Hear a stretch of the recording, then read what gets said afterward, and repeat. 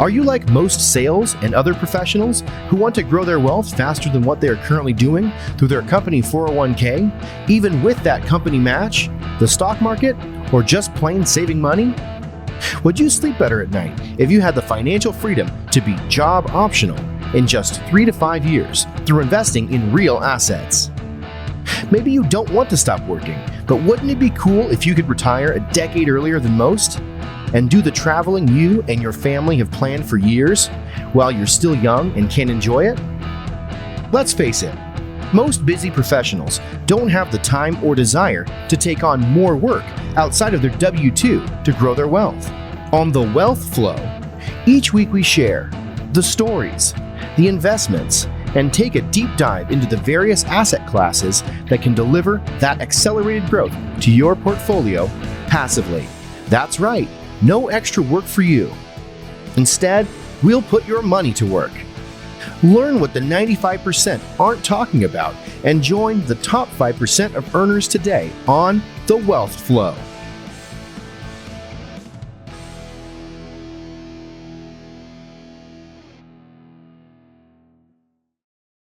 All right, welcome to The Wealth Flow. My guest today is Erik Hemingway. He is the founder of Nomad Capital, has nearly 22 years of experience in all aspects of construction and self-storage industry. He has been part of $100 million in commercial real estate transactions and $60 million in residential real estate since 2006. He built his first self-storage facility from the ground up in 2006, guided that facility through the Great Recession, and has since built a personal portfolio of 4 self-storage facilities using the value-add strategy. He founded Nomad Capital to help others achieve the dream of nomadic freedom and having the ability to do whatever they want whenever they want. And so, Erik, welcome to the show. Hey, thanks, Keith. Glad to be here. Yeah, I can't wait to unpack your story, but why don't we start with really kind of where you grew up and what eventually led you to real estate?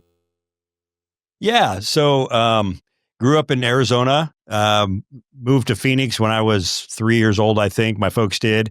And I grew up in the Phoenix area. And then when my wife and I started our family, we moved north in Arizona to a town called Prescott, up in the mountains. It's 5,200 feet. It's mountain high city. So that's where we started our family. And then my dad and I actually moved there together to start a business together. And after a year of that, it was pretty clear it wasn't doing enough to support us both. So I drew the short straw to go find a real, quote unquote, real job, and got started in construction, sweeping out jobs, digging ditches, all of that stuff. Eventually went into superintending.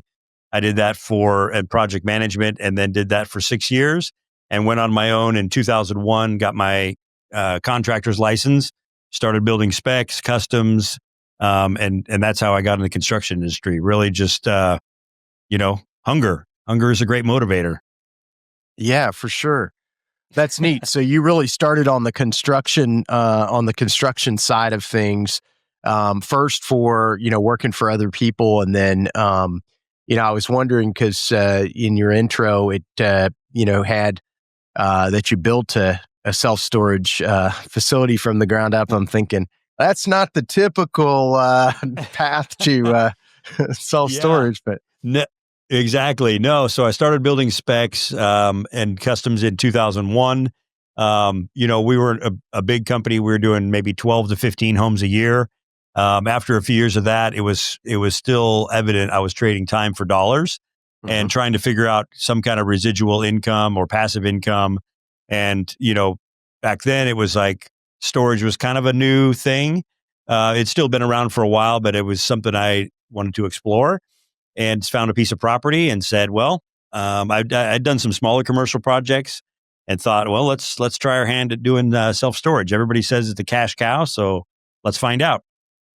Yeah. So that's what led to that. So I found a piece of property right by where I drive by every day from my house to work, and put it under contract. It was zoned. It was on a highway. It was zoned residential, so it was a long process getting it rezoned to commercial, and going through the permit process and all that. And it was a huge project for me at the time, and it was definitely scary. But it was like, well, let's see if we can go all in on this and see if it makes sense. So we still own it today. We just finished a 30,000 square foot expansion to the property now, so we've got about 75,000 square feet net rentable there now, and still own it. So it's been, 18 years, I guess, something like that, coming up on 18 years. So, that's great. Yeah. So that was definitely it. So, and where was that first facility? That's in Prescott, Arizona. Yeah, okay. Just outside a little town called Dewey. It's pretty rural, but it's on a major highway. It gets 25,000 cars a day. So it felt like, if you build it, they will come was my thought process. Little did I know that '08 was right around the corner. So it was a struggle there for a few years trying to get it to stabilization. But, after 6-7 years, it started to really perform well. And that's kind of what led to us going into self-storage heavily in 2016 and through today. Yeah. Tell me a little, about the financing behind, doing a development like that. How did you finance it? Yeah. So I had been working with the bank on specs, and, money was a lot different back then as far as lenders were concerned.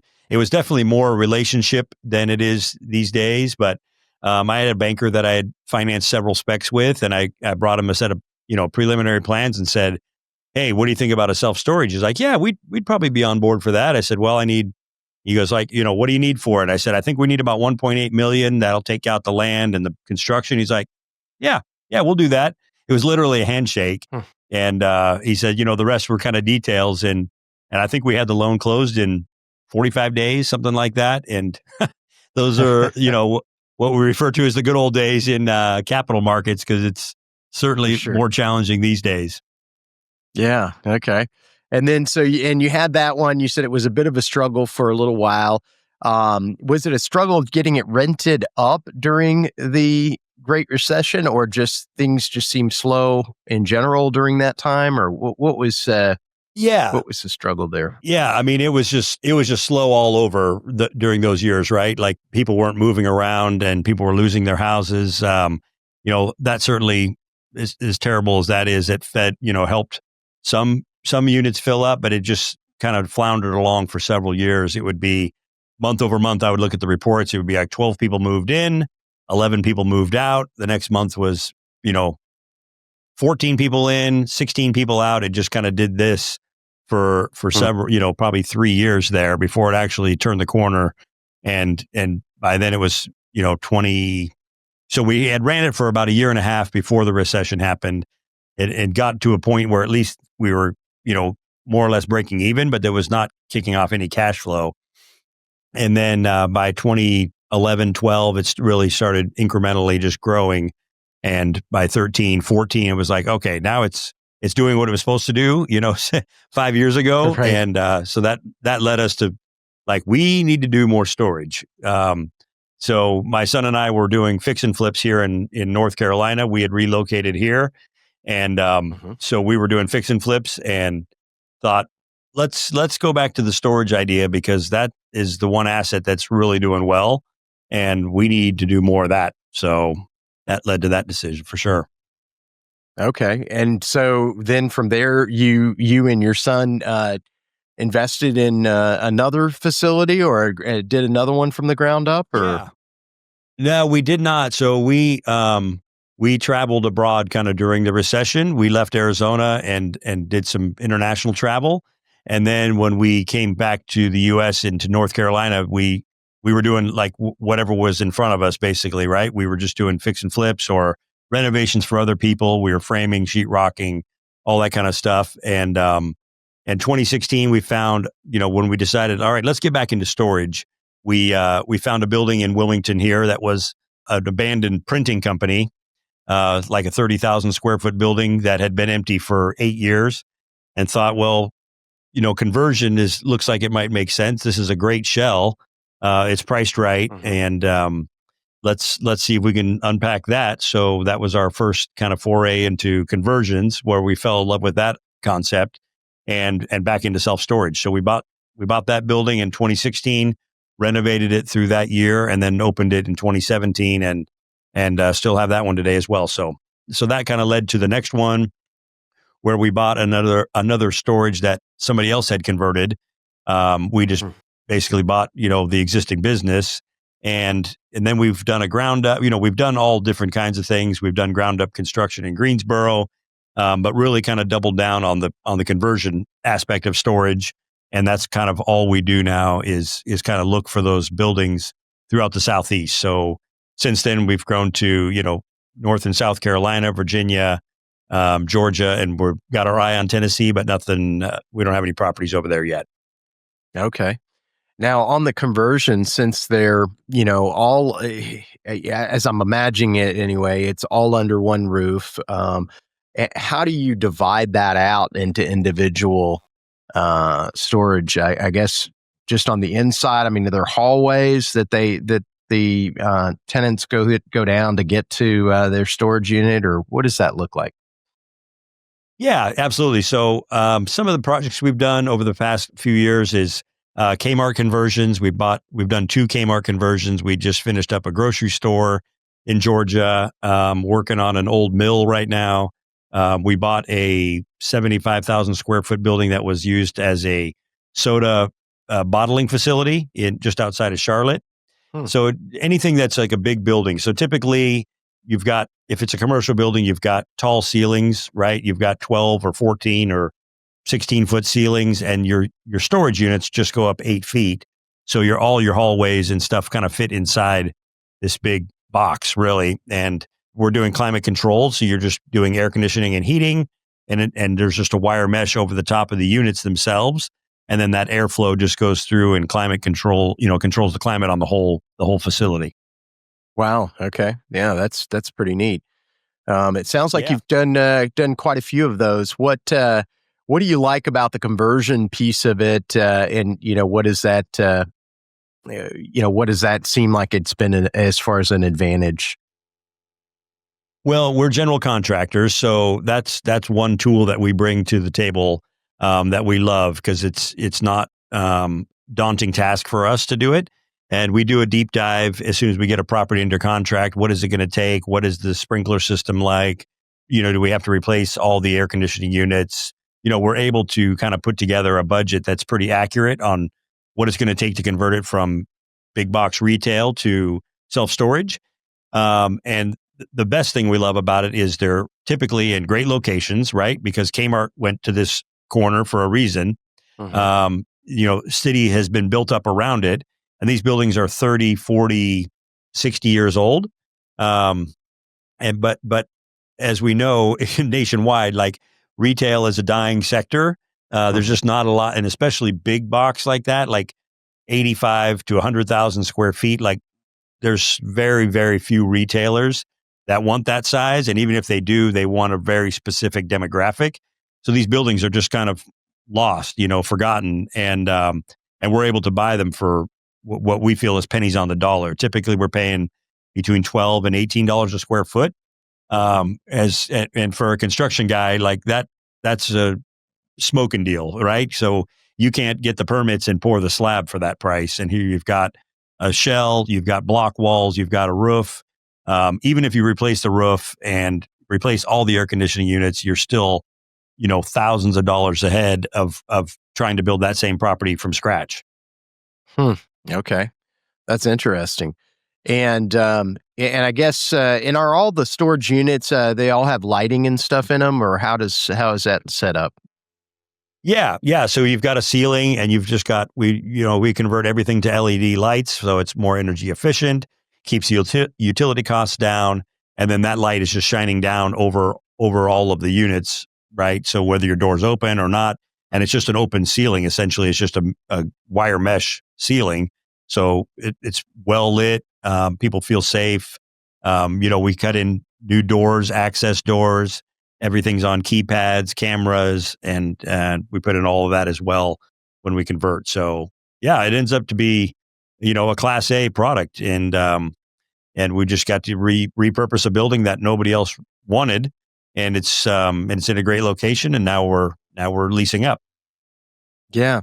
And as far as software and property management of it, do you have managers on site for each of these, or tell me a little bit about what that structure looks like?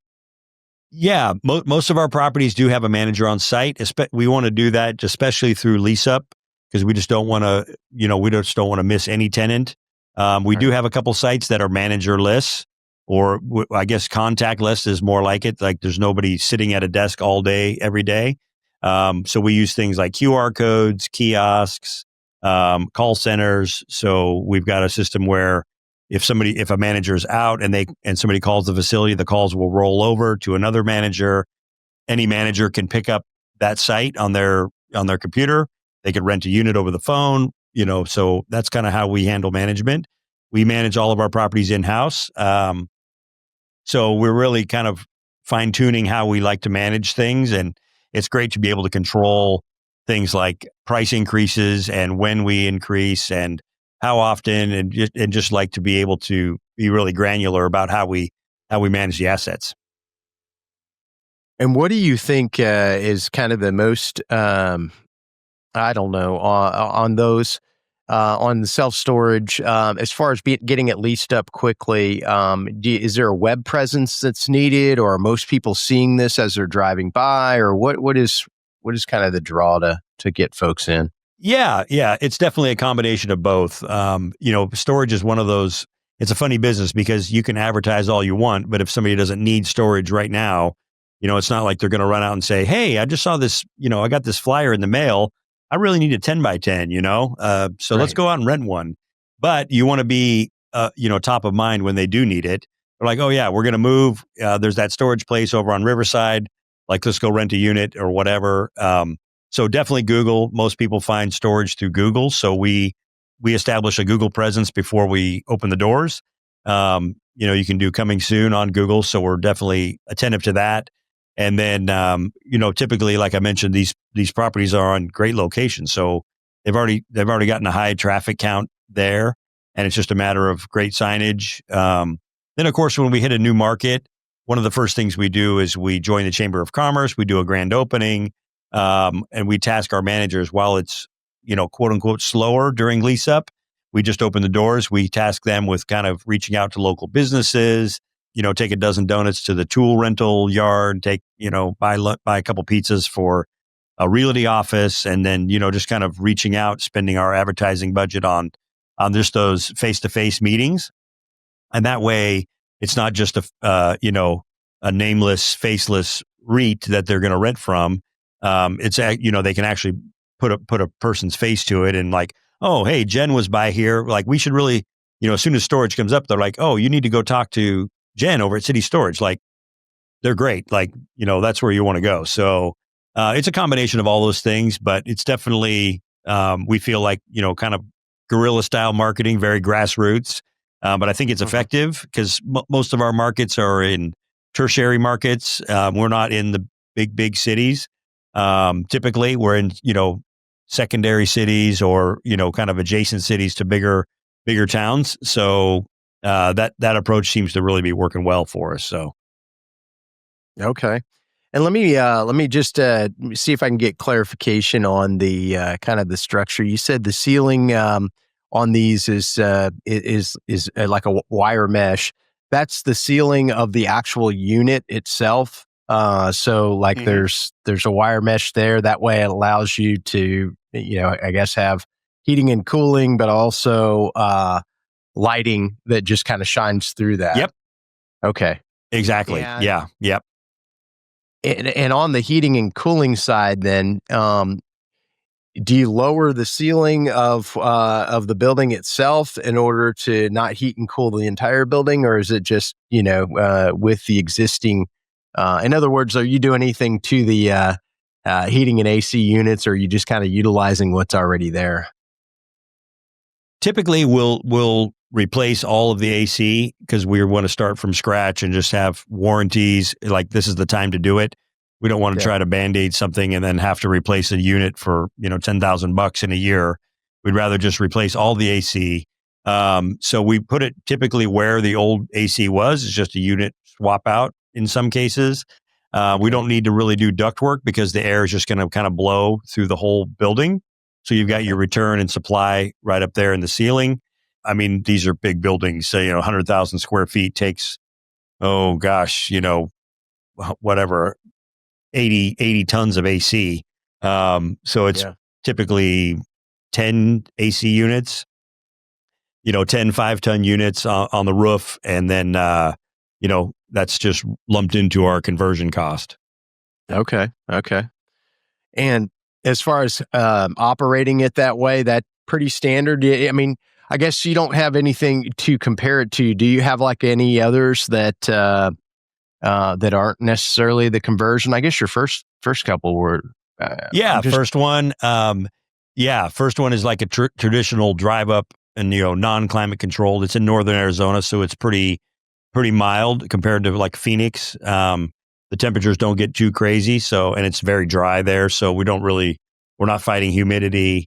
But after coming to North Carolina, we realized people expect if they're putting their household goods in there, you don't want to put your couch in there and get moldy and all that kind of stuff. So people expect climate control, and so that's kind of what we're doing. We do have some non-climate controlled units, but 90% of what we do now is climate control. Okay. And then as far as the sizes, what kind of variations? Is that market specific as far as this, what size you're developing in there? The unit mix? Yeah. Yeah. So we do our own underwriting. We have an acquisitions team that underwrites a new property, and they'll come up with a unit mix that they think will work. We have some rules of thumb on how many square feet of net rentable square footage we can get into a building, because you've got hallways and access areas and all that. So it's not like every square inch is going to be rentable. And then we also, as soon as we get a property under contract, we have a third-party feasibility study done, and he'll kind of study the market as well and just see if there's a particular unit size, smaller units or larger units are underrepresented in that market. And then we'll, kind of tailor the plans to that. And then, of course, our architect, all he does is self-storage. So he comes up with a layout that kind of maximizes the square footage we can fit in there. And then some of it is driven by that layout, right? So you get the layout in there, and if there's a quirky corner or a section of the building, maybe this area is going to be smaller units just to make it most efficient. But we, obviously, the square footage is the name of the game. So you want to try to fit every unit you can. But I mean, a typical storage facility for us has units from 5x5 all the way up to 10x30. A few larger ones. We have some properties with boat and RV storage, but as far as the self-storage units themselves, 5x5 to 10x30 is pretty standard. Okay. No, that's great. And that's neat to hear. So you've got your in-house folks that are kind of underwriting the deal and saying, hey, here's what we feel needs. But you then go above and beyond that to have this third party kind of check your work, for a lack of a better term. But at least then you got two checks and balances to assure that it's a good plan. Yeah, and it's a great way for us to make sure that we're not, getting over our skis. Are we seeing this property right? So that third-party feasibility is super valuable to us, and it's one of the first things we order routinely. Every project gets it. Banks want to see it. They don't want to just, necessarily trust our numbers. But it's also cool to see that our numbers and the feasibility study, are typically in line. We might be even more conservative than the feasibility. And then the last piece is, of course, when you're getting financing, is you're going to get an appraiser, and it's just really interesting to see all those values where they land, and where we land in the mix as far as appraised value, what the feasibility guy thinks it's going to be worth, and what we think it's going to be worth. Once the property's converted to storage, that's usually a big jump in equity for us. And then once we start leasing up and we stabilize the property, that's another jump. So for us, what we do, we typically have an appraisal with three values. One is an as-is today price for this empty shell. One is once we finish the construction, because a lot of the risk is off the table now. It's climate controlled self-storage. So of course that's valued differently. And then of course, as we stabilize it, now we've got metrics to go with an NOI, a cap rate, and that's another big step in valuation for us. So with having the construction team and doing the conversions, we're able to force a lot of equity, and it's what we kind of call heavy value add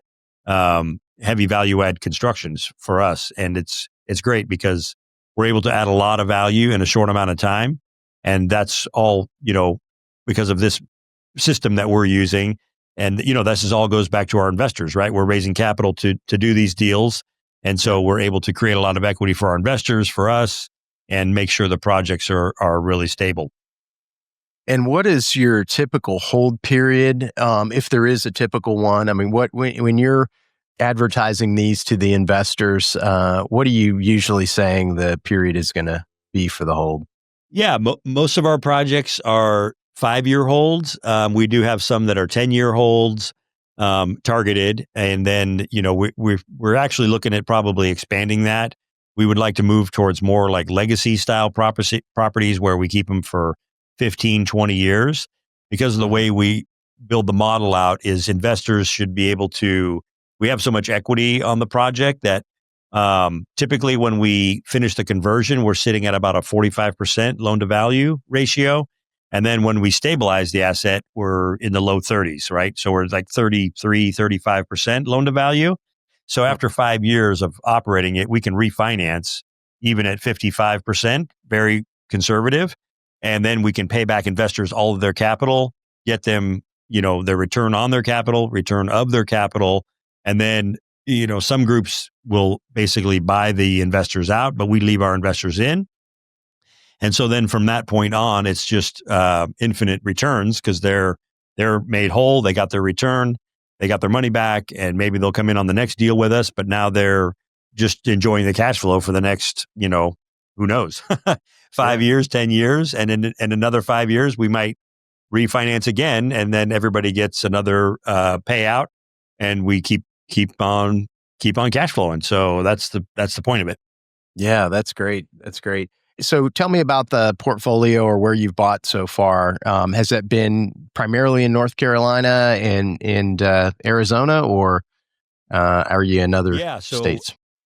Yeah, most of what we have, we've just closed on our 12th property. It's not open yet. Obviously, we got to convert it, but so we've got probably 6 or 7 in North Carolina, one in Virginia, one in Georgia, and looking at one in South Carolina right now. So this is kind of definitely heaviest in North Carolina, and then we still have the one in Arizona, but definitely heaviest in North Carolina just to be, just because it's close, it's easier to go, do site visits and do construction.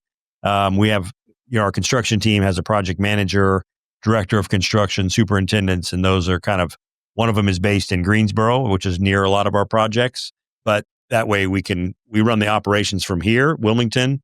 But project managers will travel to. We had a superintendent in Georgia for 7 months while we converted that, and so that's kind of how we're looking to keep it that same way going forward. Yeah. Okay. Makes sense. And with the construction side of things, tell me a little bit maybe about the timeline. So you get a property that you're doing a conversion on.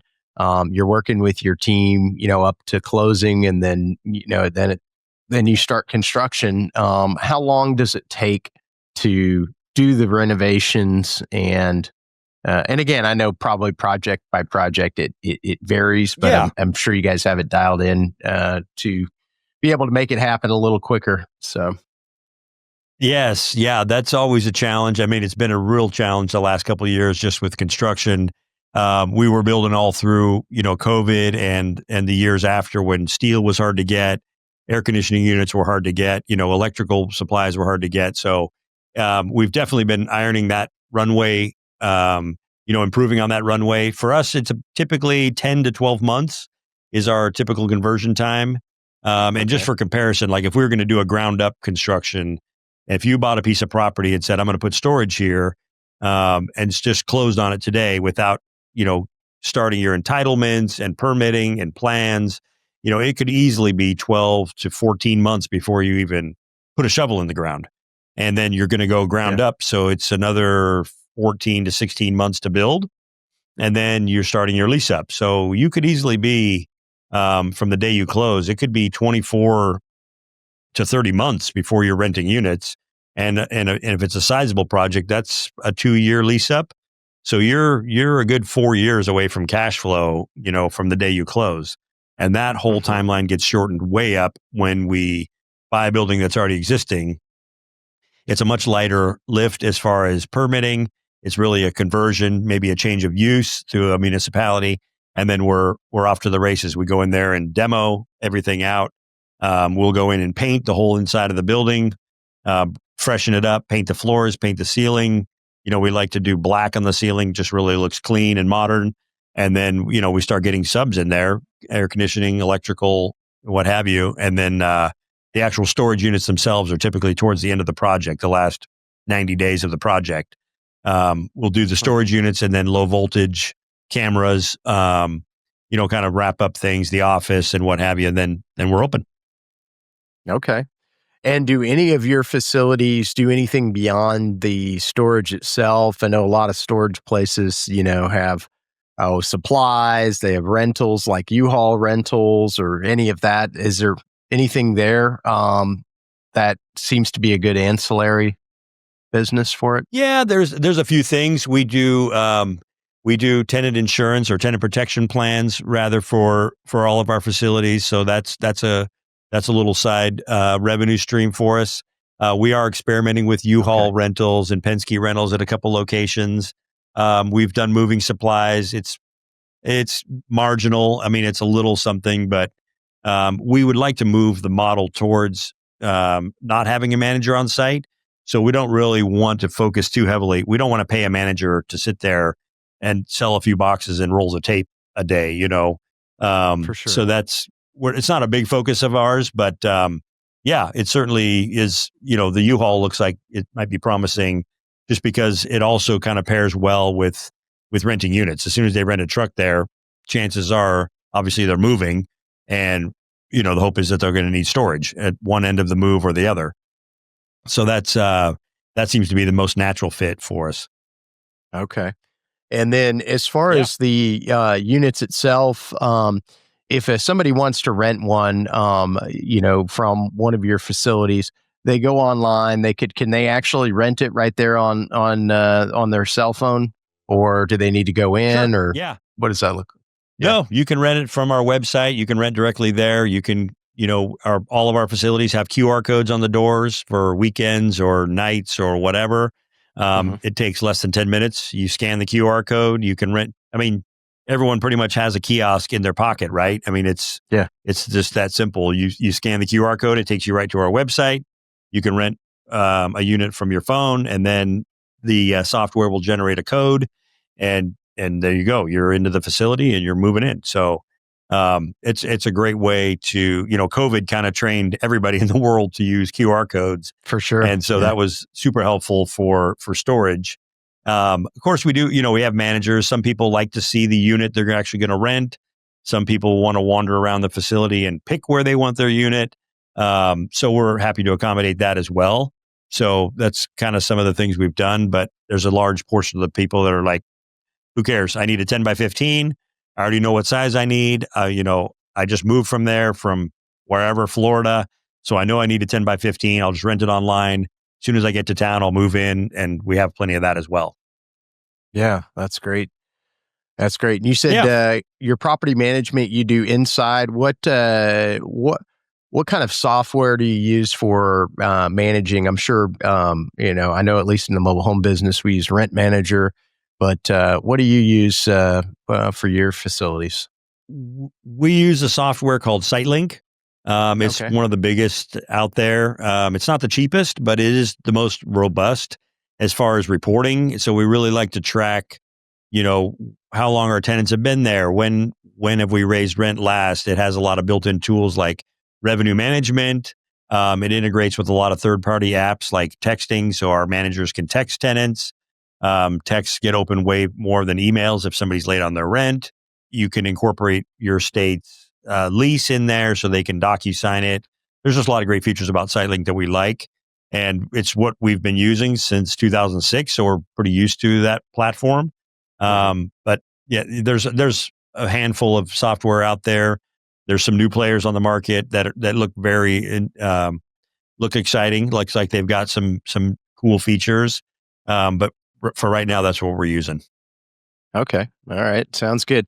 And on pricing, are you doing any type of dynamic pricing? I know some of the folks I've had on the show before and the self-storage, they'll have, rates that kind of increase over the weekend because people are moving a lot of times over the weekend, or is it static pricing, or what does that look like? Yeah, we're still experimenting with a lot of different things, and we would keep a very close eye on revenue management. Obviously, this is the funnel where the money comes in, so we want to track that really closely. So it's something we review, week over week, month by month. We don't want to stress the market. We don't want to overcharge, but we don't want to leave any money on the table either. So we've done a lot of different things.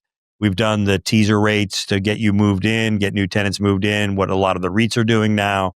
And just really kind of tracking how we want to, kind of apply increases across the portfolio, whether it's property by property, or we keep a close eye on which unit sizes are leasing up faster.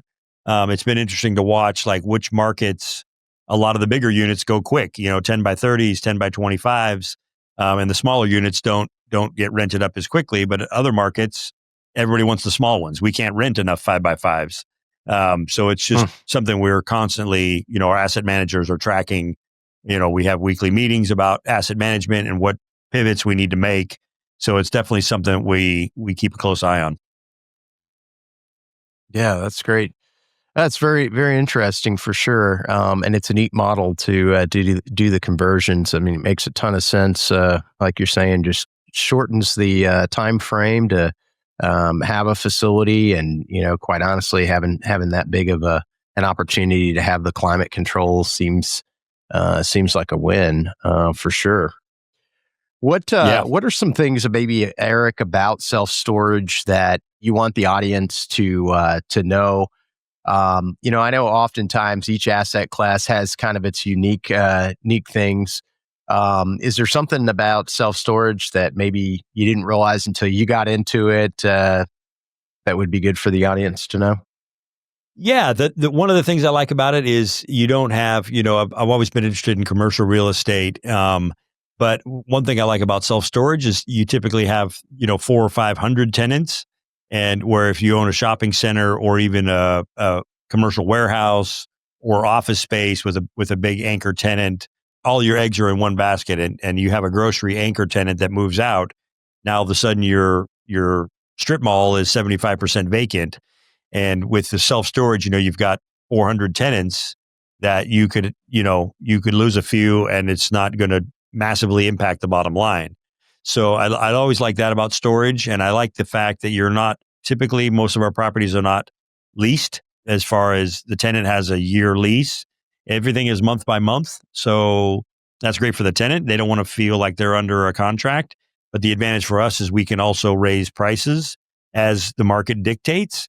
So we're not waiting till till an annual lease is up before we can raise rents. We can raise them 30 days notice, and we can bump them up 5% or 3% or whatever. And so you're able to really kind of dial that in and closely monitor that income stream. So those are two things I really love about storage for sure. Yeah. And then what about as far as the economy? Obviously, the first one, part of it was just that you were releasing it up at right in the middle of the Great Recession. But this year, obviously, in many asset classes, and in real estate, residential real estate in general, things have slowed down quite a bit because the interest rates have gone up. Some people have put pauses on it. Maybe folks that had to move still did, but those folks that maybe are looking at it and saying, "Gosh, I can sell and I can get my equity, but and put it into something else, but now it's going to cost more." Are you seeing any effect In other words, of a slowdown at all in the self-storage, or is it still maintaining nice and strong? It's definitely shifted a little bit. I mean, we're still finding deals. We're still finding great properties. It's another reason we like the conversion model because ground up, as we talked about with the long runway to get, to get something built. If you're paying 7 to 8%, 8.5% interest, that's you just need to underwrite for a massive interest reserve to get the property to the promised land, right? So that's something we like about what we're doing. Um, so that's something. I mean, interest rates have definitely been a challenge. It's killed a few deals for us, but we're just kind of shifting how we look at deals, and we have the ability to shift our equity structure a little bit and make it more enticing for investors. We're trying to give our investors great returns, and we want them to, obviously Nomad Capital is all about trying to help people become nomads, whatever they define that as: freedom of location, freedom of time, freedom of money, so they can put their money to work, and that gives them freedom of purpose, right? So they can go live how they want, live life on their terms, and that's what we did when we left the U.S. During '08, we lived in Costa Rica, we lived on a sailboat, and we were able to do that through passive income from self-storage. So that's kind of what we're trying to pitch to our investors. And we've formed some great relationships with people who really get that vision. So yeah, we feel very confident about what we're doing and, what the markets we're in. We feel like we're in a great spot in the country. We feel like we have a very young team that's hungry and very much ready to roll up our sleeves and figure things out. And we feel like one of our core values is being scrappy, and we just aren't afraid to get in there and grind it out. So I think in that sense, there's always room in any market, whether it's up or down, if you're ready to, think creatively and not afraid to get your hands dirty and take on challenging projects. Because what worked 3 years ago is not going to work forever. I think it's the ability to be flexible and adapt that really is going to set the groups apart who are going to continue to be able to do deals. Because even if things get more challenging, we feel like we are able to think creatively enough, think out of the box on what shift do we need to make, going forward. So I hope that answers your question, like what we're seeing in the market coming up. Yeah, for sure. And then I guess for Nomad Capital in general, where do you see the company going over the next 5-10 years? What would you like to see happen with it? Yeah. We have great question. We have big goals. We would like to get to 500 million assets under management by the end of 2026, and eventually grow that to possibly $1 billion over the next 10 years.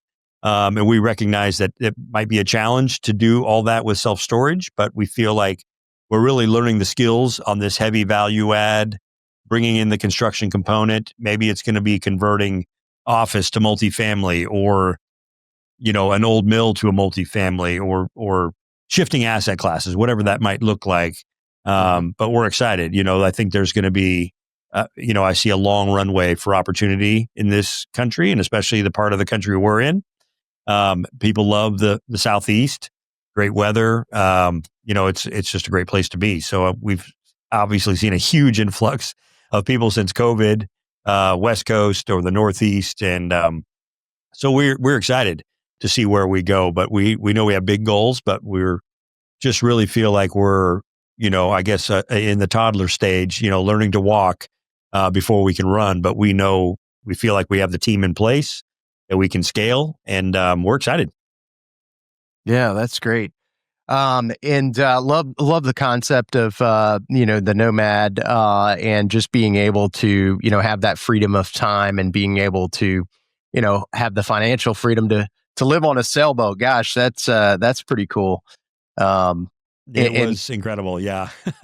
Where were you on the boat, and what kind of a sailboat was this? Was this a like a catamaran? So it was a cat. Yeah. We bought a catamaran in Greece in 2009 and moved on there with my wife and I and 5 kids.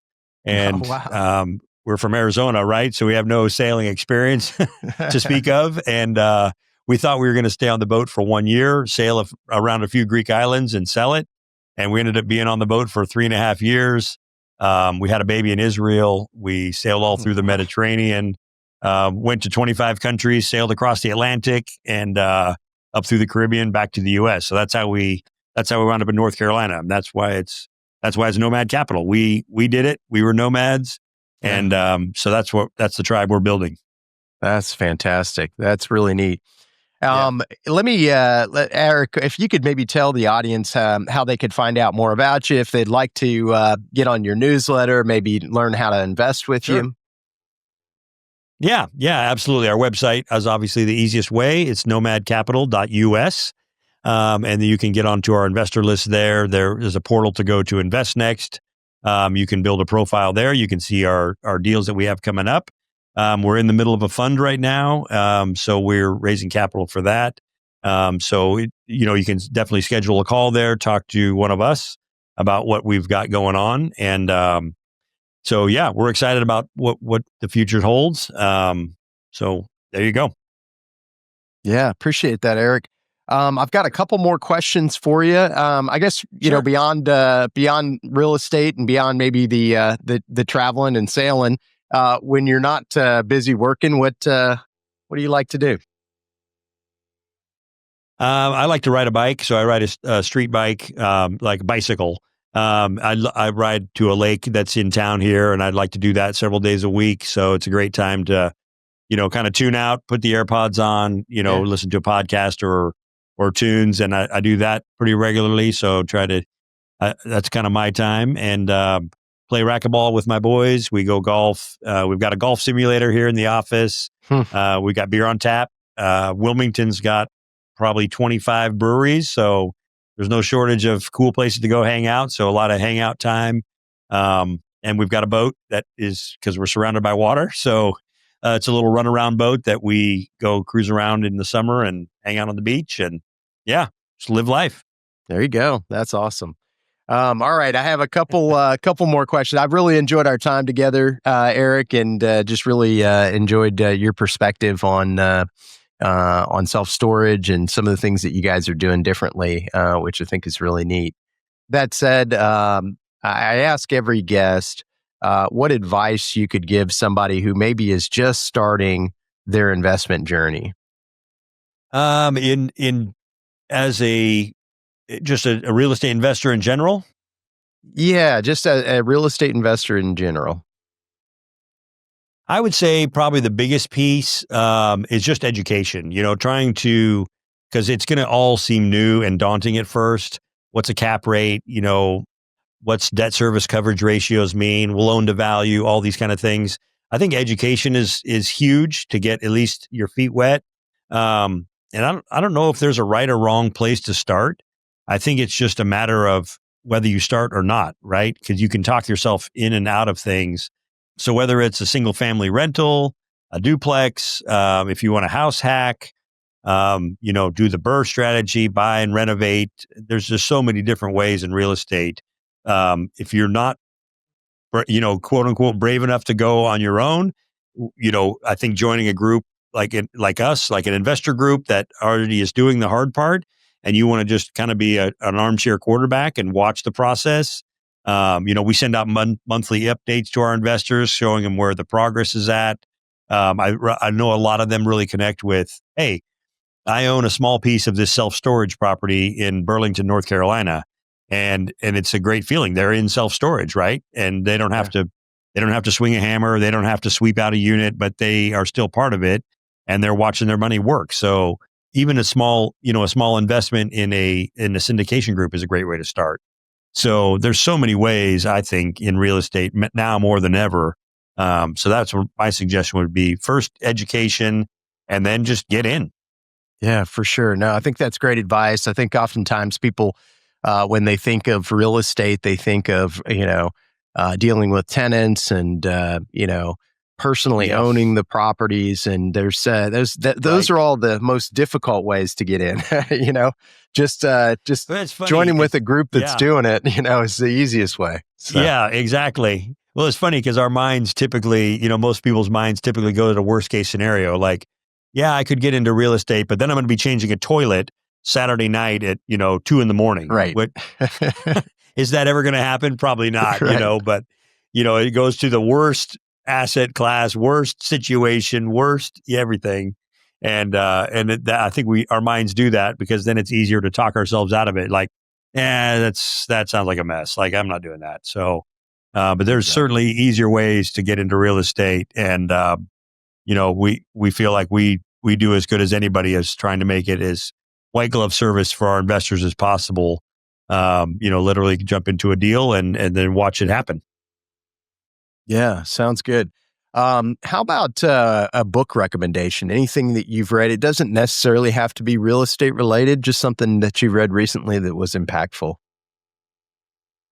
I'd say probably, a couple different book recommendations. One that kind of helped me, it's not necessarily a real estate book, but of course, Rich Dad, Poor Dad is a classic, just to think differently about money in general, and how you can get your money working for you. That was a great, a big mind shift for me 20 years ago.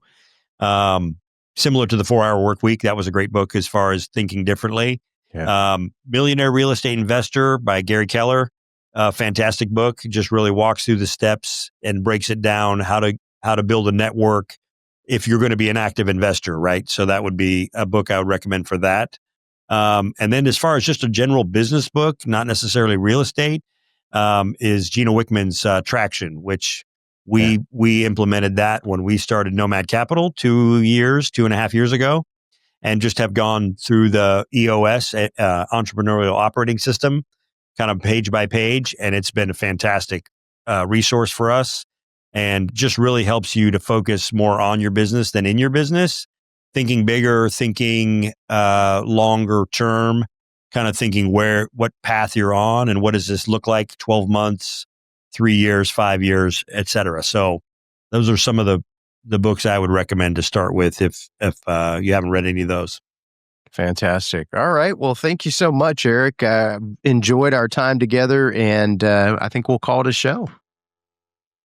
All right. Sounds great, Keith. Thank you so much for having me on. All right, thanks. And look forward to keeping in touch. Absolutely. Being that you're still here, I trust you found value in this episode. I personally wish I would have known these guests and strategies when I started my wealth creation journey. Go to wealthflow.capital to subscribe to our newsletter. And as a free gift, we will send you our quarterly market report and the top 10 things to look for in an investment opportunity. Take a minute to give our show a rating and review. Help us reach 1 million professionals by subscribing and sharing this episode with someone you know who could also find value in it.